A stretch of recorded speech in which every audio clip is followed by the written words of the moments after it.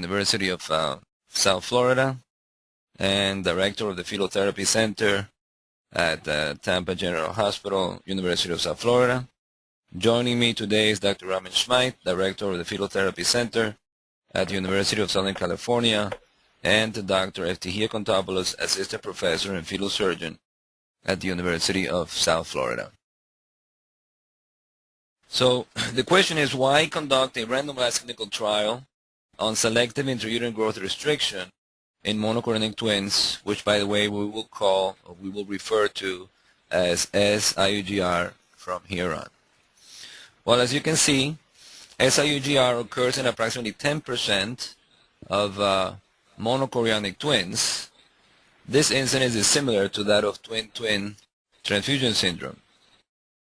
Moreover, IUGR is associated with a significant risk for perinatal morbidity and mortality.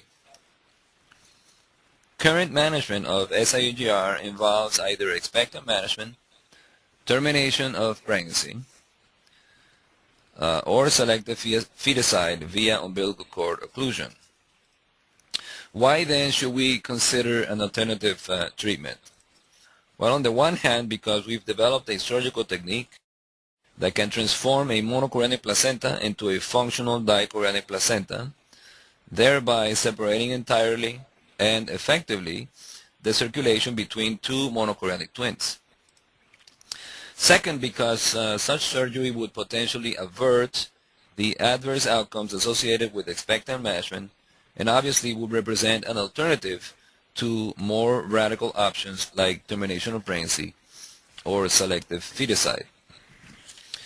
The proposed study is based on pilot data generated by our group, where we showed that although perinatal survival was similar between expectant management and surgery, the incidence of neurological morbidity almost reached statistical significance.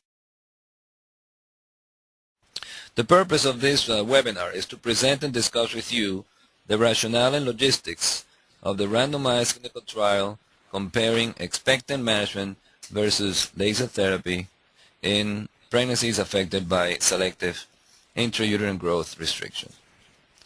So first, let's review some operational definitions. First, what is intrauterine growth restriction? Intrauterine growth restriction is defined as an estimated fetal weight of less than the 10th percentile in singletons.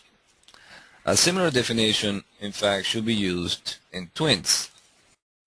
However, other definitions have been proposed, particularly using discordance, since a discordance of more than 25% has been shown to be associated with an increased risk of neonatal mortality. Other authors have used a combination of estimated fetal weight and discordance as part of the definition of intrauterine growth restriction in monochorionic twins. There are some problems using discordance in the definition of intrauterine growth restriction. First, both fetuses may be appropriately grown, but yet have a discordance of greater than 20 to 25%. Second, it is known that the rate of discordance decreases the larger the sum of the weights of both twins is, as shown elegantly by Blickstein, where you can see here in the graph that the heavier the babies, these are babies that are heavier when you add them up, the heavier the babies, the less likely they are going to have significant estimated fetal weight discordance. Therefore, you could have fetuses in this category that don't have significant discordance, but yet in fact show intrauterine growth restriction.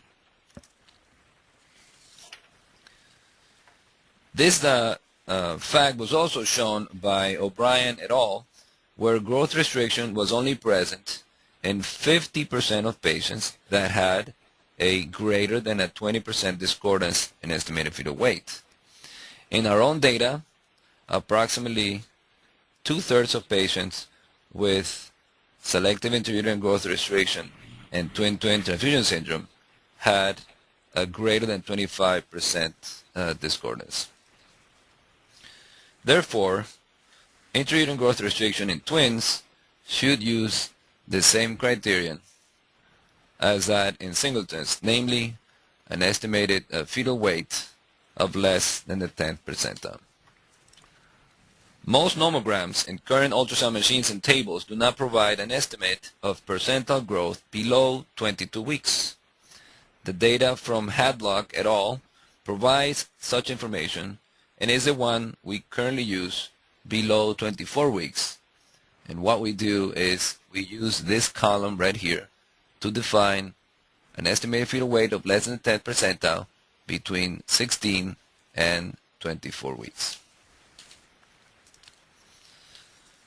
Next, we need to define what is absent end-diastolic velocity in the umbilical artery and how is this assessed.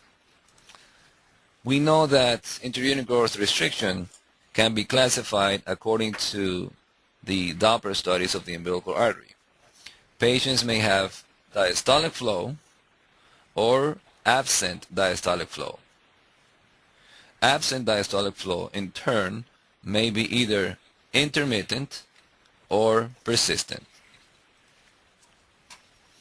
A standardization of the assessment of the umbilical artery is required to diagnose absent end-diastolic velocity in the umbilical artery. First of all, the ultrasound beam should be parallel to the vessel.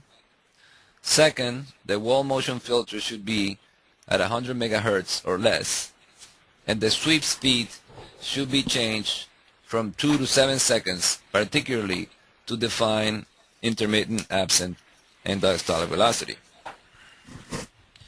In this ultrasound image, the umbilical artery shows intermittent absent end-diastolic velocity. Please note that the sweep includes approximately 6 to 7 seconds. Each of these dark lines represents 1 second.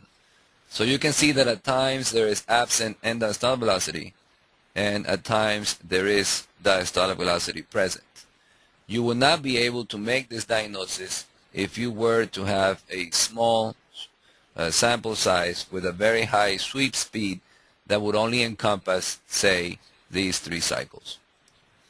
In turn, you can see here how by decreasing the sweep speed, you can change the aspect of the curve in this patient that has absent end-diastolic velocity in each of the cardiac cycles. So this is persistent absent end. Here the sweep speed has been increased to separate the different waveforms. The third operational definition that we need to establish is that of the gestational age. For the purposes of the study, gestational age will be defined as the number of completed weeks. This is also in line with the definition used in the generation of the nomogram by Hadlock. This is actually a conservative measure, thus making it less likely to include healthy infants in the trial. So for example, if we have a fetus at 22 weeks and 4 days, we will use the 10th percentile for 22 weeks, even though